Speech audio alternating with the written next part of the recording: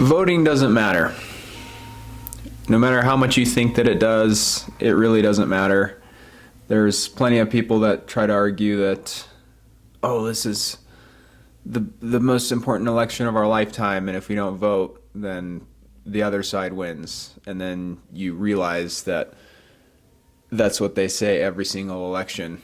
Every 4 years, they say that this is the most important election of our lifetime, and that if the other person wins the election, depending on which political side you are more in favor of, they say that if the other side wins, it'll be the end of the world and it'll be totalitarianism, and people are going to suffer and so on and so forth. When in reality, you're going to suffer regardless of who wins, because the government is not getting any smaller.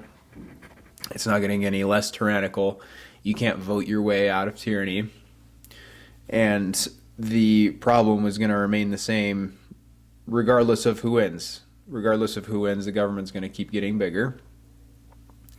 Regardless of who wins, it's always going to be somebody who's a Zionist, most likely, who's got, a bunch of people using them as a puppet, steering them in whichever direction they want, because in reality, the president doesn't really control anything. It's the people that pull the strings on the faces of government that are actually in power, and you don't know their faces, you don't know their names, you don't know their addresses, and most people don't even know of their existence. And those are the people that are actually in charge. The mega banks, it's the international corporations. They're the ones that control everything. And it's unfortunate because you see the political right in this country tend to try to fight off the leftists when they say that there's the levels of fascism going on. And it's unfortunate because the left doesn't even know the correct definition of what fascism is, which is the marriage of corporate and state power. The right can't even picture what the situation that we're in right now, which is literally fascism, where we have these major corporations that have married themselves with the power of the state and now basically control what governments do. They lobby governments to create laws that favor them. For example, corporations lobby for minimum wage laws to be passed because they're the only ones the mega corporations are the only ones that can actually afford to pay people the arbitrarily set minimum wage, or living wage as it's called by a lot of progressive people. They're the only ones that can actually afford to pay those living wages, whereas the small mom and pop shops and smaller companies are not able to pay, and therefore are outbid and outcompeted in this centrally controlled marketplace that the left tends to call capitalism. And they correctly see a lot of issues with the condition that we find ourselves in, but they incorrectly ascribe it to problems within capitalism, when it's not capitalism that we're actually living under. It's this, again, fascist, crony capitalist, corporatist technocracy, basically, is that what it's becoming.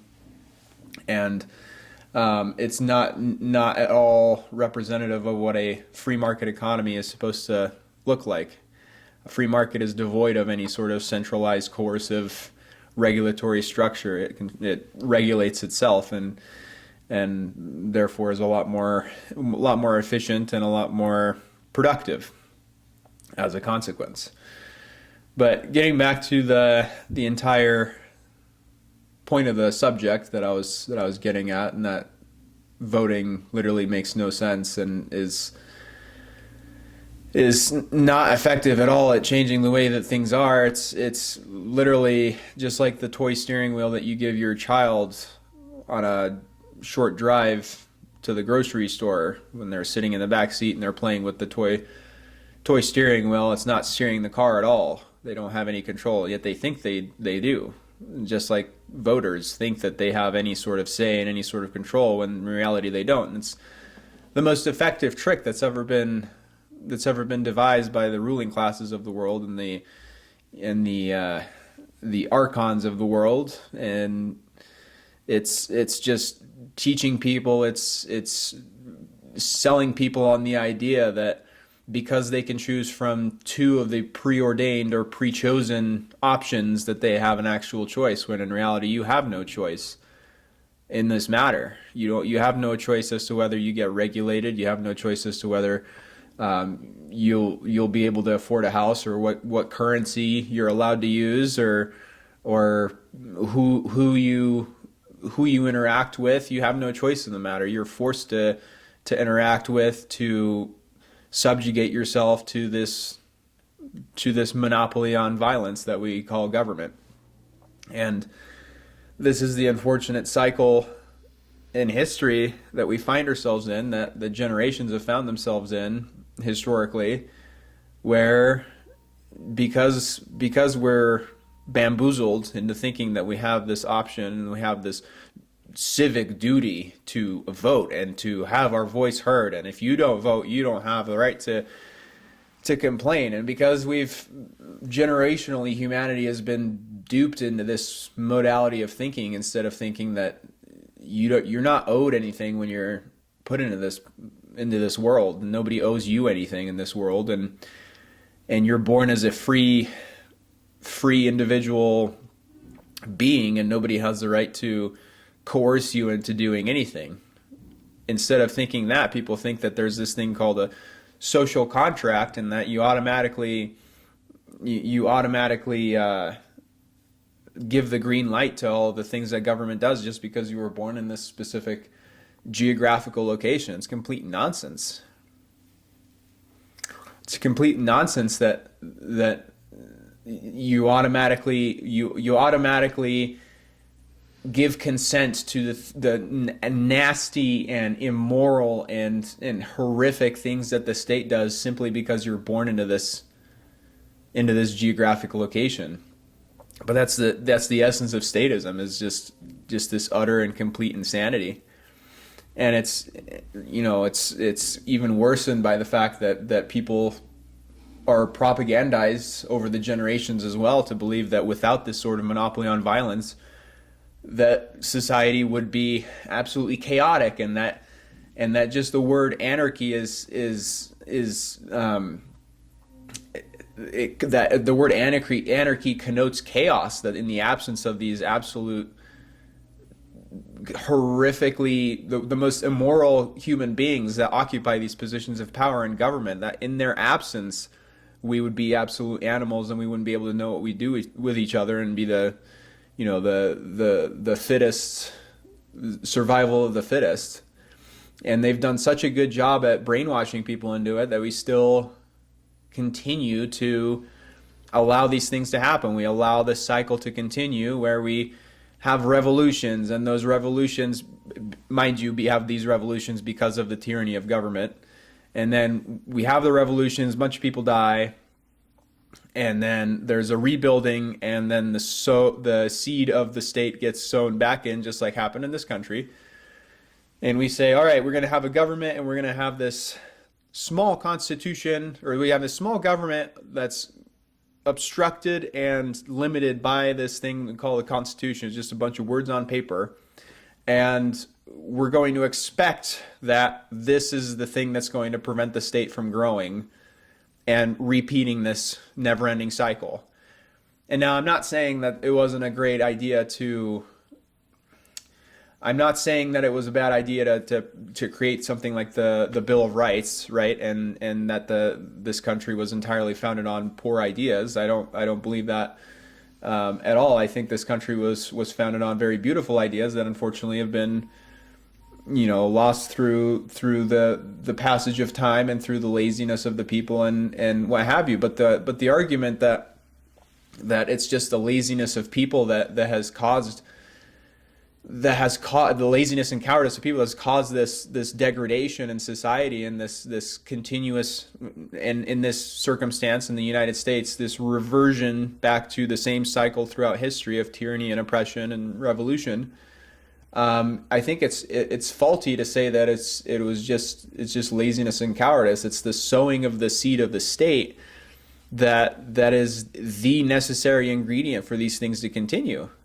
I mean, in the absence of an organized, coercive monopoly on violence known as the state, uh, things wouldn't pan out that the way that they wouldn't pan out the way that they are. They wouldn't pan out the way that they are.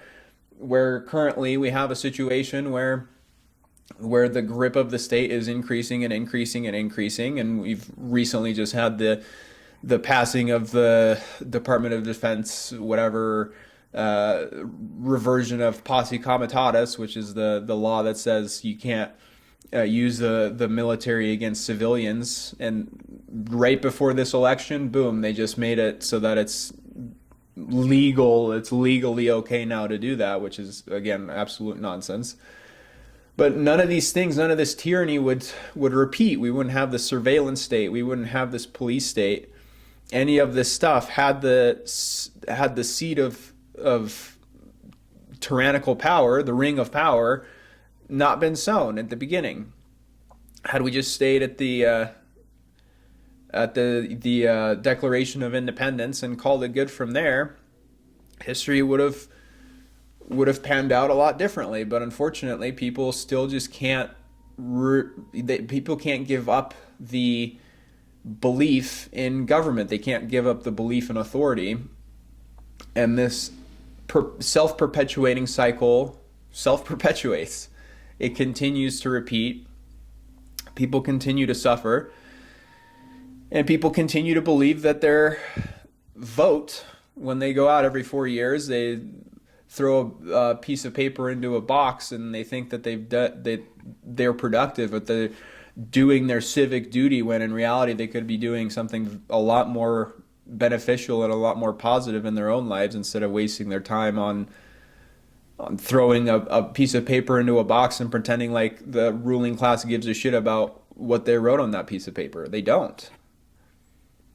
They don't care. None of these people give a shit about any of us.